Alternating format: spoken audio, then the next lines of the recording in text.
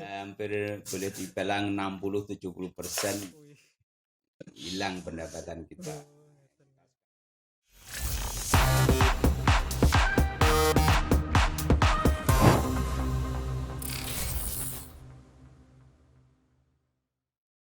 Hai, beberapa waktu yang lalu saya melakukan kunjungan ke salah satu rumah produksi makanan ringan di Kabupaten Kediri, Jawa Timur. Tepatnya di Desa Mojosari, Kecamatan Purwoasri. Saya datang ke sana dengan tujuan ingin mengulik serba-serbi usaha camilan ini dan disambut dengan sangat hangat oleh Pak Son selaku pendiri dan pemilik usaha ini.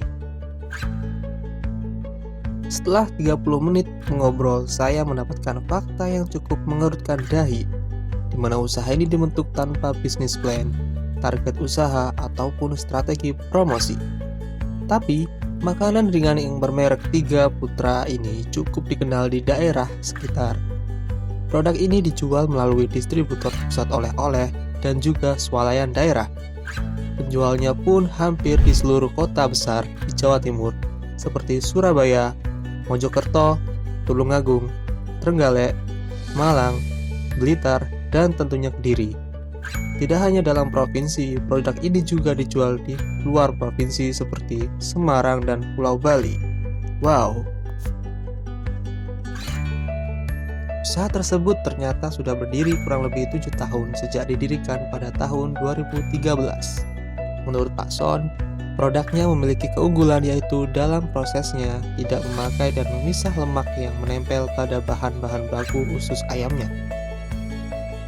Sejak berdiri, beliau hanya menerapkan penjagaan kualitas dan rasa dari produknya agar tetap mendapatkan kepercayaan dari konsumen. Pak Son mengaku bahwa ia dulunya berprofesi sebagai seorang petani yang kemudian mencoba terjun ke dunia usaha ini atas usulan saudaranya. Dia mempelajari cara produksi makanan ringan ini di Magetan sebelum akhirnya berani untuk memproduksi secara langsung di kediamannya.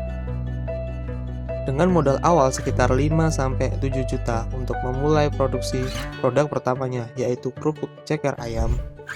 Saya memilih ceker ayam sebagai produk pertama karena waktu itu sangat jarang ditemui atau bahkan belum ada di beberapa toko, tutur beliau. Pada bulan-bulan awal penjualan, produknya beberapa kali mendapatkan kerugian lantaran belum menemukan formula terbaik dalam pembuatan produknya dan juga pernah ditipu karena beberapa toko oleh-oleh yang dititipkan produknya tidak membayar penuh dan sering melakukan penunggakan. Sehingga pada saat itu sangat sulit untuk mendapatkan modal produksi kembali. Jalan satu-satunya untuk survive adalah melakukan peminjaman modal ke bank. Beliau menuturkan bahwa 4 bulan awal sebenarnya belum memiliki keuntungan bersih yang signifikan, tetapi beliau sudah bisa mengkalkulasi bahwa usaha yang ditekuni ini memiliki prospek yang bagus. Setelah berjalan 1 tahun, tepatnya pada tahun 2014, Bupati Kediri berkunjung ke rumah produksi dan memberi bantuan berupa oven yang tentunya sangat membantu produksi karena selama menjalankan usaha ini masalah utama yang dihadapi adalah cuaca. Ketika tidak bisa menjemur karena mendung, penggunaan oven adalah solusinya. Hingga saat ini, usaha beliau terus berkembang dan dapat membantu perekonomian masyarakat sekitar. Dalam usahanya, beliau tidak menggunakan sistem karyawan tetap yang digaji setiap bulan, melainkan dengan sistem gaji per kiloan yang pekerjaannya dapat dibawa pulang ke rumah masing-masing. Dan ada juga yang membantu kegiatan di rumah produksi. Di saat memperoleh banyak permintaan dari pasar, pas lagi rame-ramenya nih, dengan modal sekitar 40 juta, omset yang dapat diraup bisa mencapai sekitar 60-80 juta per bulan saat menjelang bulan puasa hingga hari raya. Tetapi karena pandemi COVID-19, usaha beliau juga merasakan dampaknya. Turunnya permintaan membuat pendapatannya turun drastis. Drastis mah, drastis. drastis menurunnya gitu. Hampir boleh dibilang 60-70% Wih. hilang pendapatan kita. Oh, Kita sekarang selama dari awal pandemi dulu sebelum puasa gitu sampai sekarang ya cuma bertahan gitu aja. Tetapi kehidupan harus terus berlanjut.